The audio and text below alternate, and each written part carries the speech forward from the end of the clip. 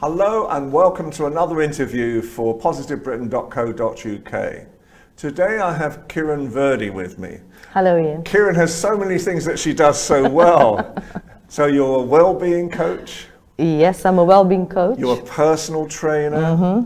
You teach yoga. Yes. And you also enter and win pageants. Pageants. So much to talk about. Absolutely. So much to talk about.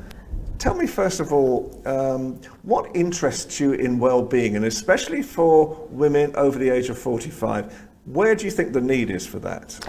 I think it's really important. Health is a very big issue generally nowadays. People are not taking care of what they eat. I know people talk about diets and going on diets. Diets is actually not the answer.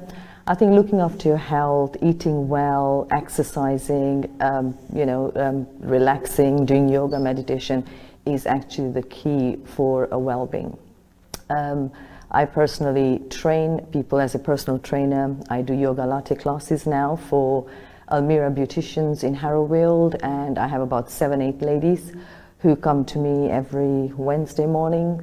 So we kind of mentor them into a nutrition package as well. So I talk about nutrition, so it's not just exercises. So I kind of combine everything together, and it's really important, Ian, because if we don't look after our health, eat well, and rest well, of course, like yourself, you're feeling a little down today, it's just going to take us down, and it's just not going to make us feel better.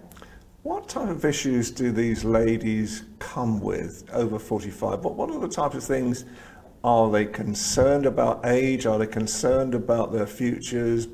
What's the concerns? Because I work in the community, so majority of the ladies have neglected themselves. They've had children and they don't think, they can obviously do anything else after that, having a children or having whatever, this is the end of it.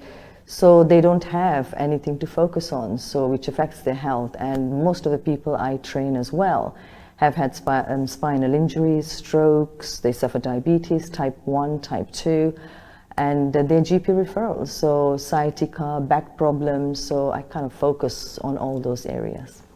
So within the Asian community especially, is diet one of the causes of diabetes? Yes, it is. As much as we eat nice, healthy, spicy foods, we take care of our turmeric and garlic, we also have a lot of oils and butters and ghees and loads of carbs in our diet, which is actually a problem, rice and flours and chapatis. So that is where we as nutritionists and personal trainers and coaches help people understand you still eat whatever you can to a moderate level, but you just cut the quantities of what you're eating just to sort of help you subsidize what you're actually eating. How long do you think it takes to change someone's life for the better? Is it months, years? How do you see this? I think it depends on every individual. If people are very motivated and they want to sort of make a change, it can be within 3 months. It just depends on every individual. I've had a client who's done it within 8 weeks. I've had a client who's done it in 9 months. It entirely depends. Health is a factor. If you have health issues, then obviously that's going to take longer. But it really, really depends on every individual. But there is always a positive outcome because the results will be positive if you want to do it.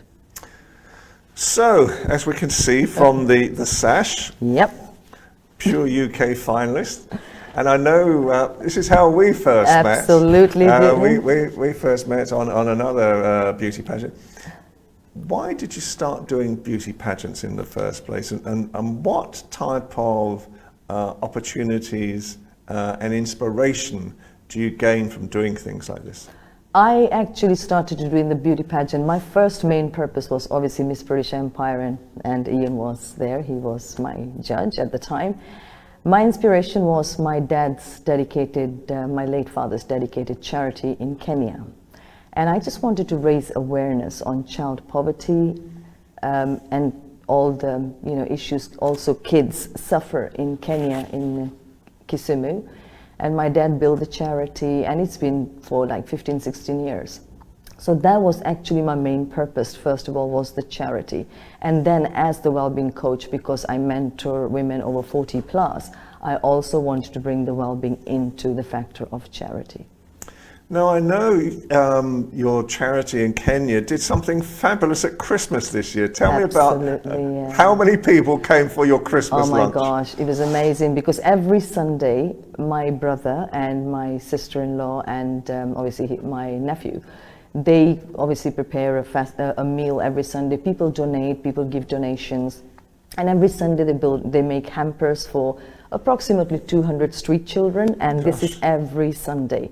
So it's become a routine, and because we also have like Bible classes for them, we have education for them. So Sunday is a day they come to the temple and they just queue up at about 6:30 in the morning. Gosh. And they collect their hampers. But Christmas was actually shocking this year because they had over 700 children. My goodness. And they ran out of hampers, they ran out of food, and they had to come back the following day. So it was one of the biggest ones this year.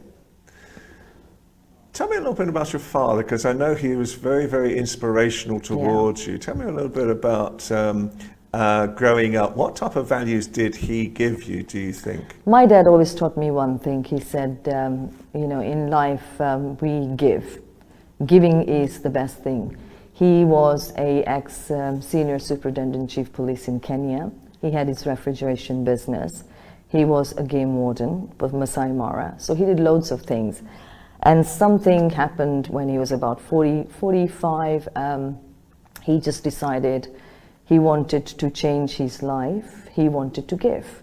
And we have a huge land in Kenya where we have our temple. But when I say temple, it's actually a church, it's a mosque, it's a gurdwara, it's all in one. So anyone can go pray there. People travel internationally and they actually even sign in the visitors book. So it is so well known, and it's called Sarvadev Shiv Mandir, and it's on the temple. And my dad always said, in life we make so much, but when we go we leave everything behind. Always leave a name, leave an identity. And now people remember him for what he did, the street children, and he did this for 15 years. And I respected that, and I learned so much from Dad that caring is the best thing and giving is the best. Now, I know you're highly respected within the Asian community in London. What values do you think Asians bring to London and to Britain? I think Asians have, obviously, Asians are very hardworking people. Most of the Asians I know are chefs. They love cooking, they love eating, so nutrition is another thing. I think it just depends. Asians work very, very hard, and they give their 100% if need to be, and they will work very, very close with anyone they have to. They're actually an excellent community to work with. And obviously, at the moment, the future of Brexit and does that affect the community, do you think? Because, there is talk, well, obviously Priti Patel, obviously being Asian and the Home Secretary, but she seems to be bringing in some stronger policies. And I know because I've met some of your chefs at some of your wonderful parties, but they were saying it's very hard to get Indian chefs into Indian restaurants in London now as well. What do you think? How would the Asian community like to move forward, do you think? I think this Brexit thing it's just going to die down, to be very honest. People are scared, everyone is scared, because nobody knows what's going to happen. But Indians don't give up, that's another thing. So they will just continue to fight, and they will still stay, and whatever has to be, has to be.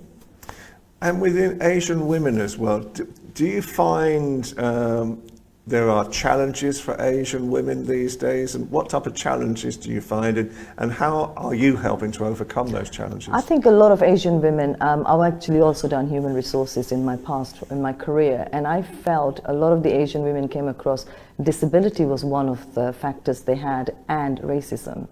And they felt a lot of jobs were actually just denied. It was purely to do with their color. And that is, I think, one of the biggest challenges a lot of Asian people face. So finally, Miss Pure UK, what do you hope for 2020 yourself this year? I just hope 2020 to be a prosperous year for everyone. I know it's been a very difficult one last year for many, many people. I just want positivity, good outcome, and no Brexit. Hallelujah. Yes. However, Thank you. Kiran, thank you so much so for much, your Ian. interview today. Thank you for having me there. I know you're going to be working with us a lot more this you. year on positivebritain.co.uk. Thank you so much, Ian. Thank you. So again, thank you for watching positivebritain.co.uk. This is the type of community activity that we really want to highlight on this new project this year. And with young ladies like Kiran, she has such value, I think, to us all. So from me and from Kiran, thank you so much for watching, and I hope to see you again soon. Bye Thank for now. you.